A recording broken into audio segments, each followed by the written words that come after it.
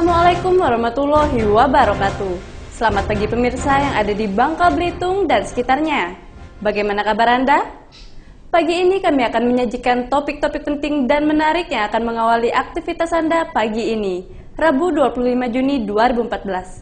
Di antaranya, Komisi Pemilihan Umum Kota Pangkal Pinang membuka layanan daftar pemilih khusus bagi warga luar Kota Pangkal Pinang agar masuk dalam daftar pemilih saat pemilihan Presiden 9 Juli mendatang. Sejumlah pedagang yang menempati lapak di pasar ikan sementara Sungai Liat mengeluhkan kondisi pasar akibat minimnya saluran pembuangan air. Satuan Polisi Lalu Lintas Polres Bangka menertibkan pengerit BBM jenis solar di area SPBU Imam Bonjol Sungai Liat guna meminimalisir penyalahgunaan BBM bersubsidi. Bersama saya Zelvi Blazinski, inilah seputar Bangka Belitung pagi.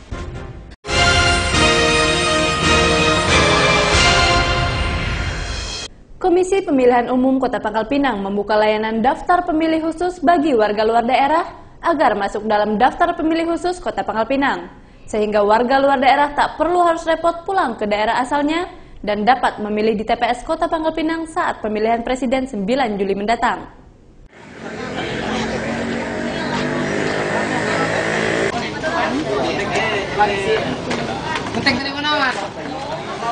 Komisi Pemilihan Umum Kota Pangkal Pinang membuka layanan daftar pemilih khusus atau DPK bagi warga luar daerah dengan terdaftar dalam DPK Kota Pangkal Pinang.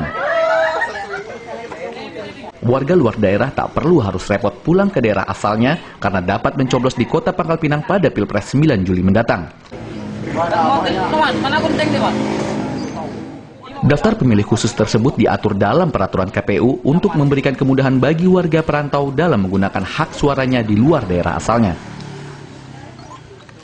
Untuk mensosialisasikan ini, pihak KPU Kota Pangkal Pinang menyebarkan surat pemberitahuan kepada pemerintah daerah, perusahaan negara, maupun perusahaan swasta yang memiliki pegawai dari luar Kota Pangkal Pinang untuk masuk ke dalam daftar pemilih khusus Kota Pangkal Pinang. Jadi DPT itu ditetapkan 9 Juni 2014, artinya prosesnya setelah ditetapkan sampai dengan 14 hari sebelum hari H. Masih ya, bisa. Itu DPK masih bisa kita proses. Kemudian sesuai dengan PKPU nomor 4 2014 tentang jadwal DPK tersebut akan kita sampaikan kepada KPU Provinsi tanggal 1 Juli nanti untuk dilakukan atau dilaksanakan penetapan oleh KPU Provinsi. Nah, jadi sekali lagi daftar pemilih khusus ini kita KPU Kota dan rekan-rekan di PPK dan PPS hanya menyusun. Setelah disusun kita rekap, kita serahkan data yang menetapkan DPK itu KPU Provinsi. Setelah terdaftar dalam DPK Kota Pangkal Pinang, hak memilih warga dari luar daerah di daerah asalnya secara otomatis dihilangkan agar tidak terjadi hak suara ganda.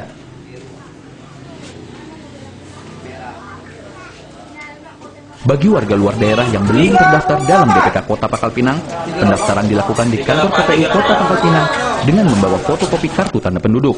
Pendaftaran ditutup 14 hari sebelum pemilihan presiden dilaksanakan. Dari Pangkal Pinang, Bangka Belitung, Leo Octaviano melaporkan.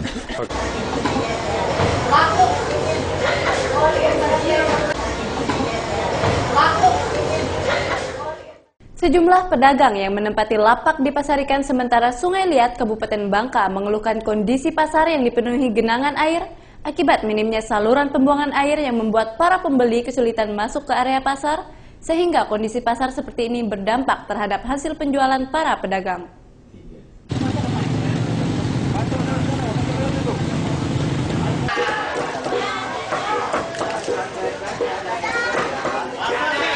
Para pedagang ikan yang menempati lapak di pasar sementara helipad Air Kantung mulai mengeluh dengan kondisi pasar yang baru beberapa hari ditempati. Banyaknya genangan air sisa hasil pencucian ikan yang menggenangi jalan di sela-sela lapak pedagang membuat para pembeli kesulitan memasuki area pasar, sehingga kondisi pasar seperti ini sangat berpengaruh terhadap hasil penjualan para pedagang.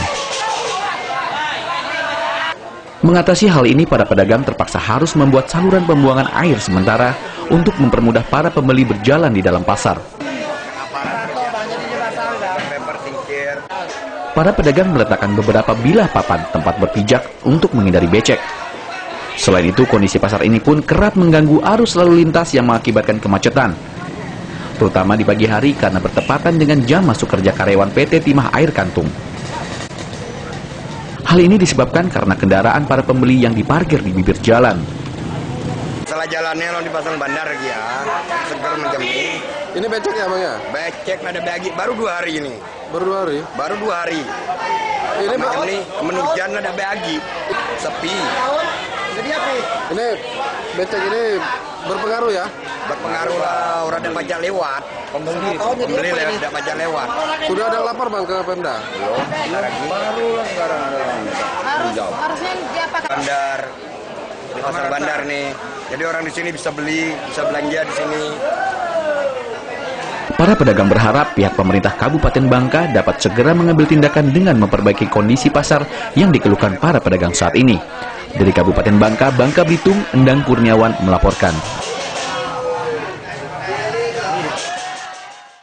Guna meminimalisir penyalahgunaan BBM bersubsidi, Satuan Polisi Lalu Lintas Polres Bangka Selasa pagi menertibkan pengerit BBM jenis solar di area SPBU Imam Bonjol Sungai Liat. Selain itu, antrian kendaraan para pengerit tersebut kerap mengganggu arus lalu lintas.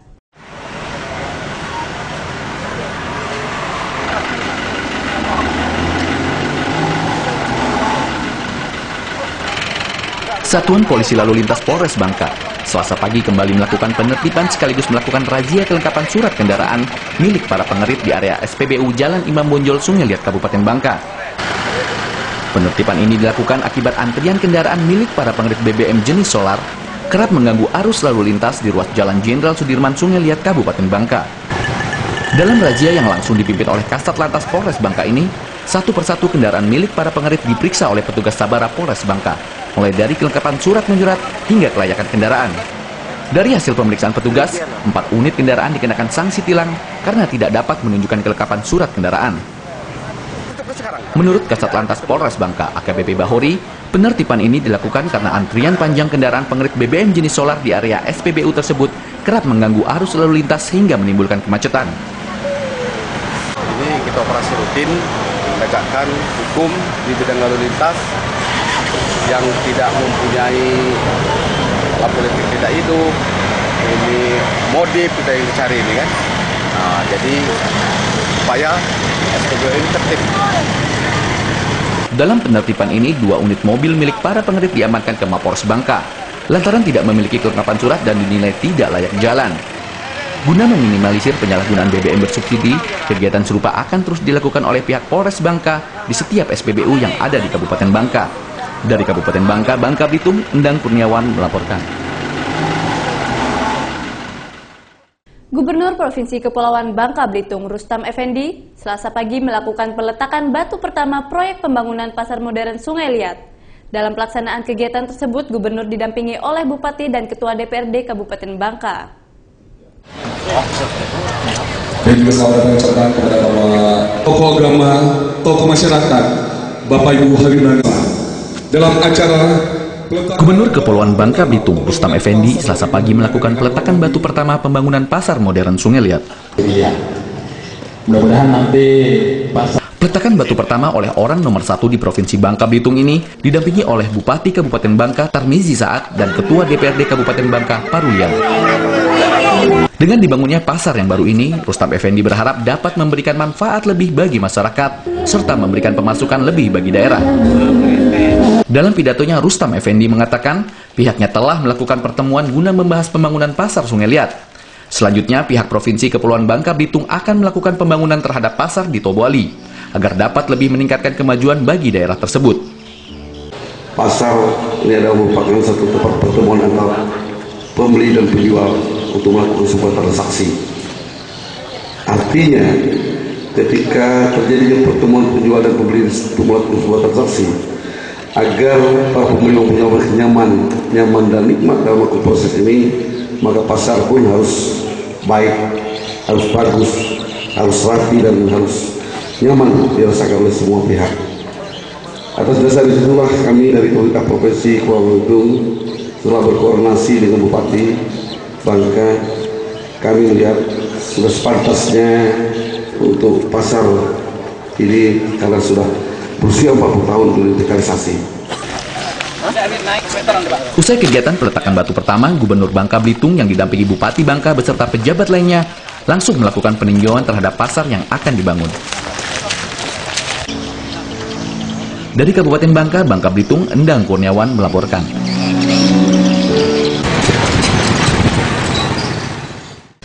Setiap daerah memiliki ciri khas tersendiri untuk setiap kulinernya. Di Bangka Belitung, ada makanan atau cemilan khas yang dinamakan kricu. Berbahan dasar telur cumi, cemilan yang satu ini bisa kita jadikan oleh-oleh dari Pulau Timah. Laporannya akan kami hadirkan sesaat lagi.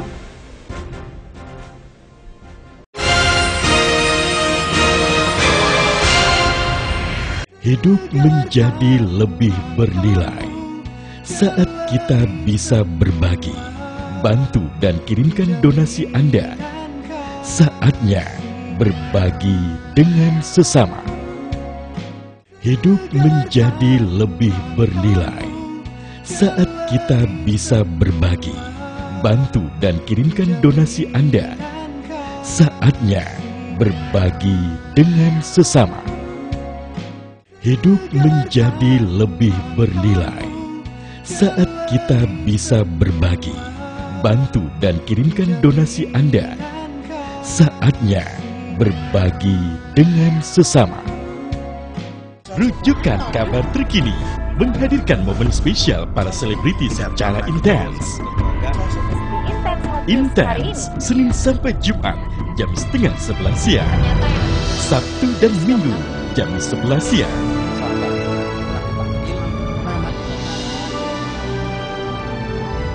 Di RCTI. Hidup menjadi lebih bernilai saat kita bisa berbagi, bantu dan kirimkan donasi Anda. Saatnya berbagi dengan sesama. Hidup menjadi lebih bernilai saat kita bisa berbagi, bantu dan kirimkan donasi Anda. Saatnya berbagi dengan sesama. Hidup menjadi lebih bernilai saat kita bisa berbagi, bantu dan kirimkan donasi Anda. Saatnya berbagi dengan sesama.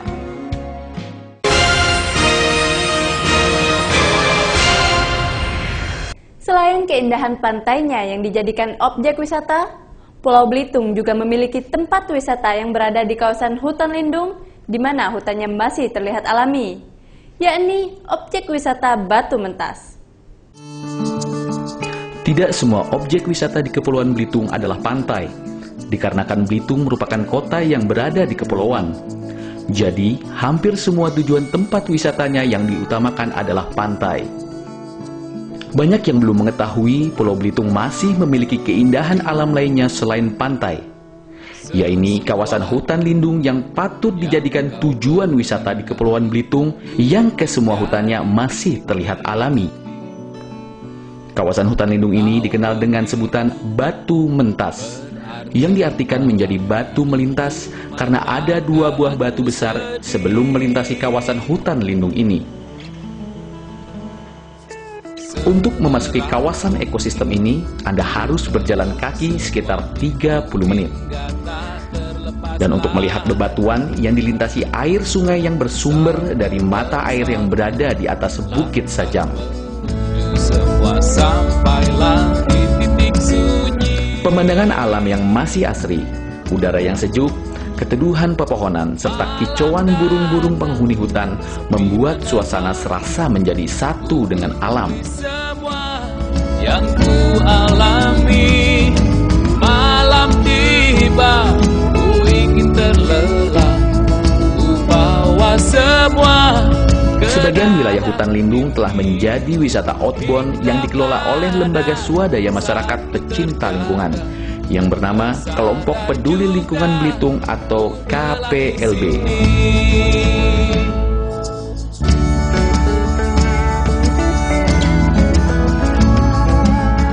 Tidak hanya keindahan alamnya yang akan didapat jika berkunjung ke Batu Mentas, namun jika pengunjung memiliki jiwa petualang, dapat menikmati fasilitas outbound serta permainan Flying Fox yang terbang dari ketinggian 10 meter dan di atas permukaan sungai. Objek wisata ini berbeda dengan objek wisata yang ada di Pulau Belitung, yang tidak merusak konservasi alam karena konsep wisata ini adalah back to nature atau kembali ke alam. Sampailah di titik sunyi.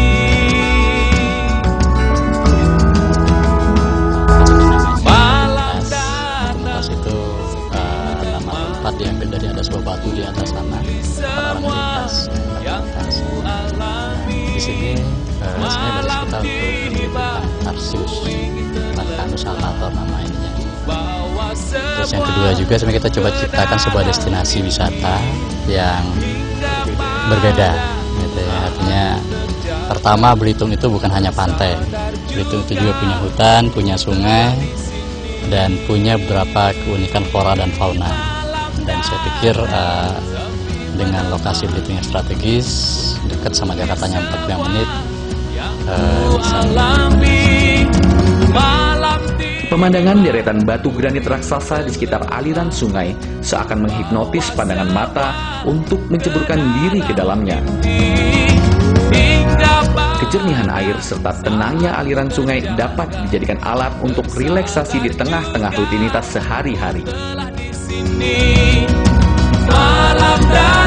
Wisatawan ke sini, pertama mereka bisa menginap di tengah hutan, tapi dengan kenyamanan, setelah kenyamanan juga standar dan baiklah saya bilang. Terus yang kedua, mereka bisa berinteraksi langsung dengan alam, bisa mendengarkan suara burung, kemudian suara binatang-binatang yang memang dia menjadi indikator kesehatan sebuah hutan. Juga malam hari bisa Tarsius watching, melihat Tarsius di habitatnya langsung, yang selama ini orang hanya mengenal Tarsius itu di Sulawesi atau di Filipina, gitu. Dan ternyata di pulau kecil Belitung itu ada. Tapi yang Belitung, kalau bercerita soal saintifiknya, dia sangat berbeda dan sangat unik. Objek wisata ini terdapat di Kabupaten Belitung, Desa Kelakak Datu, Kecamatan Badau. Untuk memasuki hutan lindung ini tidak perlu merogoh kocek yang dalam, karena hanya perlu mengeluarkan uang sebesar Rp10.000. Yang ku alami malam tiba. Bagi Anda yang ingin menginap dan menikmati hutan, pengelola juga menyiapkan rumah tinggal yang letaknya di tengah-tengah hutan. Hingga pada saat ku terjaga, tersadar juga ku telah di sini.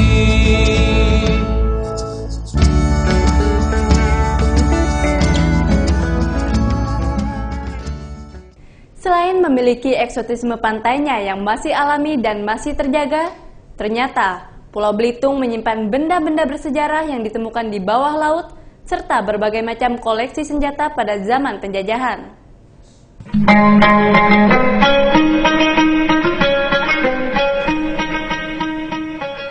Gaung temuan benda-benda dasar laut muncul kembali pada akhir tahun 80-an.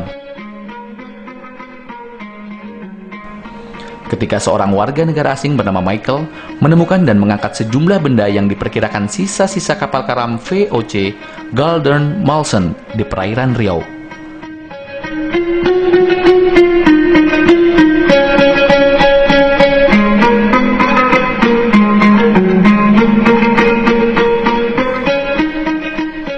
Kurang dari 100 batang emas dan 20.000 buah porselin keramik Cina dari dinasti Qing telah diangkat dan dijual melalui Balai Lelang Christie dengan harga puluhan juta dolar Amerika. Lokasi tenggelamnya kapal berjarak sekitar 6 mil dari Pulau Buaya dan sekitar 40 mil dari Tanjung Pinang atau 45 menit dari Pulau Batam.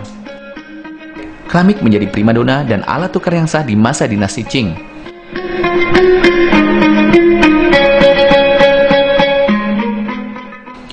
Saat itu perunggu Tiongkok amat diminati pedagang. Pada abad ke-10, keramik menjadi komoditi ekspor andalan, sehingga tak ada lagi ruang dalam kapal perdagangan yang tak terisi keramik. Beberapa di antara kapal-kapal besar tersebut terdampar dan tenggelam di Pulau Bangka Belitung. Salah satunya adalah kapal Texin atau Bintang Sejati. pada tanggal 12 Mei tahun 1999, seorang pemburu harta karun dari Inggris menemukan bangkai kapal. Ia mengangkat sekitar 350.000 keping keramik Tiongkok dan ratusan tengkorak. Dalam ruang museum pemerintah Kabupaten Belitung terdapat beberapa ruangan. Ruang A berisikan benda-benda berharga yang berasal dari semua kapal tenggelam di wilayah teritorial Indonesia, zona ekonomi eksklusif, dan landasan kontinen Indonesia. Benda-benda ini mempunyai umur sekurang-kurangnya 50 tahun dan mempunyai nilai sejarah ilmu pengetahuan dan kebudayaan yang tinggi.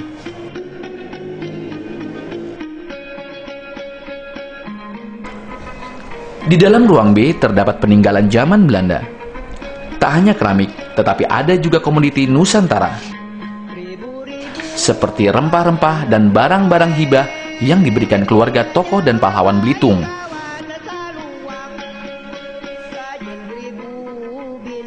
Untuk menarik warga maupun wisatawan, baik dalam maupun luar negeri, pemerintah kabupaten menambahkan koleksi hewan yang sudah dikeringkan maupun yang masih hidup, seperti buaya dan penyu yang sudah dikeringkan. Di bagian belakang museum, yang menempati bangunan sisa penjajahan, terdapat wahana bermain anak dan koleksi unggas khas Belitung seperti burung dan ayam.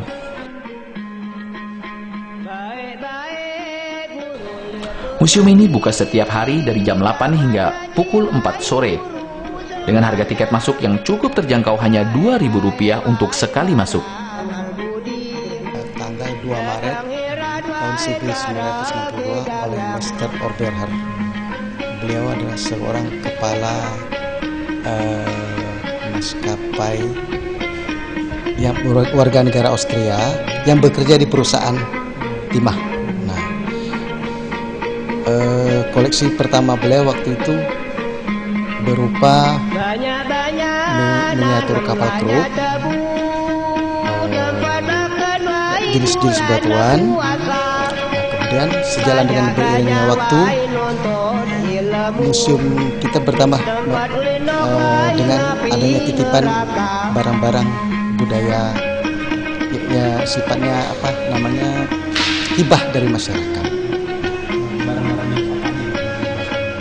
Itu barang-barang yang bercorak kesenian, Pak, seperti gerabah, kemudian adat-adat apa yang mencerminkan pesta, ada benda-benda seperti perunggu, kemudian keris, kemudian batu-batuan juga ada, dan lain sebagainya.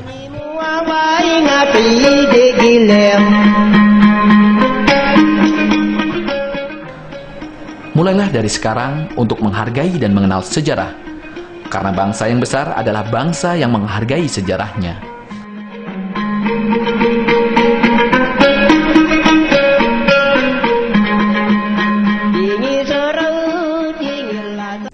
Setiap daerah memiliki ciri khas tersendiri untuk setiap kulinernya.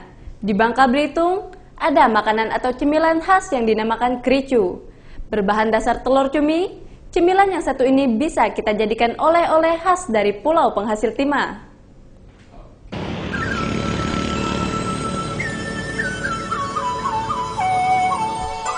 Keripik telur cumi atau biasa disingkat dengan kricu, cemilan yang satu ini adalah salah satu kuliner yang menjadi andalan masyarakat Bangka Belitung. Selain rasanya yang enak dan gurih, cemilan ini juga sehat dan bergizi tinggi.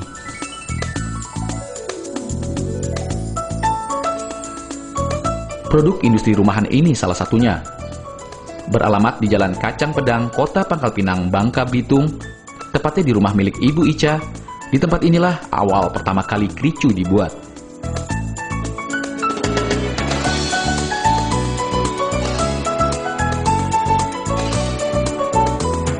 Berawal pemikiran ide kreatif dari orang tua Ibu Ica untuk memanfaatkan telur cumi yang dahulunya dianggap sebagai limbah dari perusahaan pengekspor hasil laut.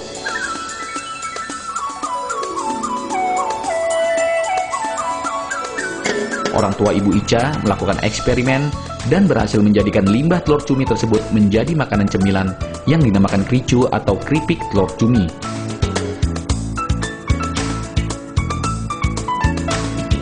Keberhasilan itu justru sampai sekarang menjadikan kricu sebagai salah satu makanan cemilan dan dijadikan oleh-oleh khas andalan dari Provinsi Kepulauan Bangka Belitung. Usaha kricu yang dibuat di rumah Ibu Ica ini merupakan usaha turun-temurun dari orang tuanya sejak tahun 1989 yang lalu. Cara-caranya kan buat kricu ya, dasarnya tadi kan bahannya kan dari telur cumi, minyak berasa, telur ayam, putih bioka. Itulah bahan yang kita buat. Kricu sendiri itu jadi makanan khas oleh-oleh Bangka Belitung? Ya, jadi kalau ada oleh-oleh ya paling enggak kan kemplang, kricu, lepek. Nah, Bangka itu dibawa. Udah lama Bu? Sudah. Usaha ini? Sudah. Sejak tahun 98. 889. Tapi turun-temurun? Turun-temurun. Terus untuk pasarannya sendiri? Kalau untuk sekarang tidak, di rumah aja lah. Biasa dijual mana aja? Kalau waktu masih ada orang tua ya kita pasarannya di toko-toko. Tidak di rumah. Untuk bisnis sendiri itu menjanjikan betul? Kalau kita tekunin ya menjanjikan lah.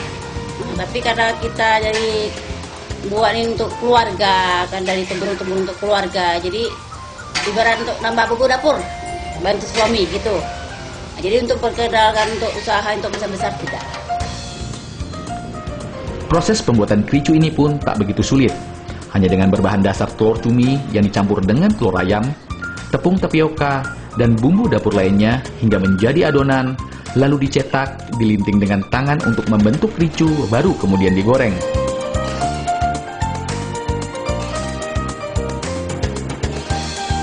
Namun sayang, sepeninggalan orang tuanya, Ibu Ica tidak lagi memproduksi kricu untuk dijual di sentra oleh-oleh khas Bangka Belitung.